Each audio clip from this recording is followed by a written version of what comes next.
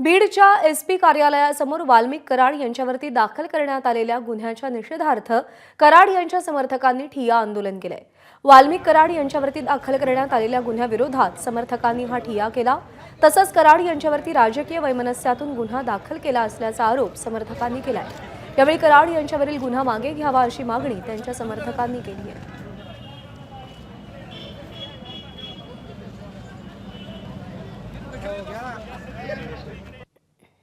सगळ्या जनतेची सेवा करणारे वाल्मिकांना कराड यांच्यावर जो खोटा गुन्हा दाखल केलेला आहे तो गुन्हा रद्द करण्यासाठी आम्ही सर्वजण या ठिकाणी एसपी साहेबांना निवेदन दिलेलं आहे। आणि जो मसाजोगच्या सरपंचाचा निर्गुणपणे हत्या झालेली आहे त्यांना कठोर शासन झालं पाहिजे। त्या कोणत्याही एकाही दोषीला सरकारने सोडू नये अशी आमची देखील विनंती आहे। फक्त निष्पाप कोणताही माणूस एखाद्या खोट्या गुन्ह्यात जाऊ नये ही आमची प्रांजळ इच्छा आहे। जे आरोपी आहेत त्यांना कठोर शासन व्हावं ही सगळ्यांची भूमिका आहे।